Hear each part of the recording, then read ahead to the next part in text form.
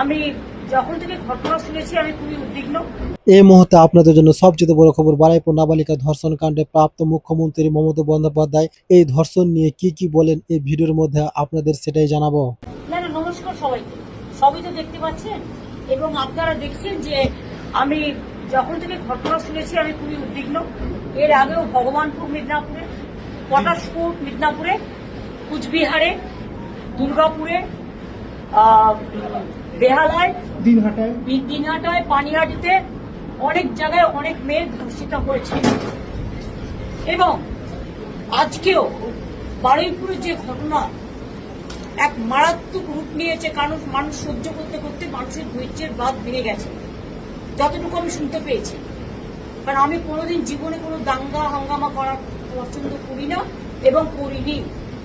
আমি ভেবেছিলাম আমি তাদের পরিবারে একাই যাব এবং গিয়ে তাদের শোক সন্তপ্ত পরিবারের সাথে একটু দেখা করবো, তাদের কথা শুনে আসবো। কিন্তু দেখুন, আমার বাড়ির সামনে থেকে একেবারে সমস্ত রাস্তা মোড়ে মাথা থেকে আমার বাড়ি পর্যন্ত রুটমার্চ হচ্ছে এবং পুরোপুরি প্রায় 1000 পুলিশ, সিআরপিএফ থেকে শুরু করে আরো সমস্ত পুলিশ, ছেলে পুলিশ, মেয়ে পুলিশ, গুন্ডা দমন পুলিশ, ডাকাত দমন পুলিশ, গাঁজা দমন পুলিশ, সবাই মিলে সেখানে জমায়েত হয়েছে। কি না তো আমাদের নাকি নজরবন্দি করে রাখা হয়েছে, আমি শুনছি হাউস অ্যারেস্ট করা হয়েছে, মুখে না বললেও এটা তো সেটাই প্রমাণ হয়। এমন কি ঘটলো যে আমার বাড়ির সামনে রুট মার্চ করতে হচ্ছে? এখানে তো কোনো 144 নেই। এমন কি ঘটলো যে এখানে সিআরপিএফ থেকে শুরু করে একেবারে আরপিএফ থেকে শুরু করে একেবারে আইবি থেকে শুরু করে এসবি থেকে শুরু করে সিআইডি থেকে শুরু করে ডিফারেন্ট টাইপের পুলিশ মোবিলাইজেশন করা হয়েছে? কেন? আমরা কি চোর না ডাকাত? না আমি জীবনে কোনোদিনও দাঙ্গা করেছি?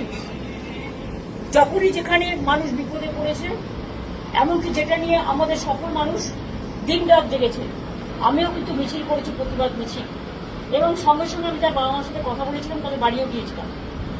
দেখুন, কেউ আমাকে পছন্দ করতে পারে না করতে পারে, সেটা আলাদা ব্যাপার, কিন্তু আমি তো আজকে তো আমার কোনো সিকিউরিটিও নেই, আমি তো একা। তাহলে আপনাদের আমাকে নিয়ে এত চিন্তা কেন? আপনারা আমাকে বেরোতে দিচ্ছেন না কেন? আমাকে নিয়ে এত ভয় কেন? আমাকে নজরবন্দি করে রেখেছেন কেন? যদি সত্যি করে থাকে নজরবন্দি, নোটিফিকেশন ইস্যু করুন।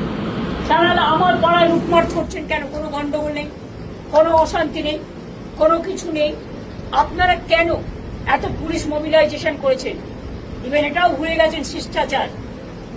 রাতের বেলায় এত পুলিশ মোবিলাইজেশন করে রেখে দিয়েছে। আমি জানি না আপনারা কি চান। আর্টিকেল 14 থাকবে না, আর্টিকেল 19 থাকবে না, আর্টিকেল 21 থাকবে না, শুধু আপনারা একাই থাকবেন আর এক পক্ষ থাকবেন। অন্য পার্টি গেলে সাতকুল মাপ, আর আমার বেলায় তৃণমূল ধাপ, বন্ধ ধাপ। শুনুন, আমরাই অরিজিনাল তৃণমূল কংগ্রেস, তো তাই আমাদের ভয় পায়, কর্তাবদের ভয় পায় না, বেঈমানদের ভয় পায় না। তাই যারা বিজেপির সাথে মিলে আছে তাদের মিছিল মিটিং করতে যেতে দেয়, আমাকে দেয় না। তো আমি একা মানুষ, আমি তো আজকে কমন পিপুল, আমি তো লেস ইম্পর্টেন্ট পার্সন। আমি মনে করি I M A less important person from the beginning. Even আমি যখন ভিআইপি ওরা কনসিডার করতো, আমি কনসিডার করতাম না, আমি ট্রাফিকে দাঁড়াতাম। তার কারণ আমি কোনোদিন আমার সাধারণ জীবনযাপন থেকে সরে যাইনি, কোনোদিন যাবো না। কাজে আপনাদের কাছে আমি বলবো, যে কথা বলছে অরিন্দম ভাই সম্পূর্ণ সত্য। আমি যেতে না পারলেও তাদের পরিবারের সকলের সাথে আমার কথা হয়েছে।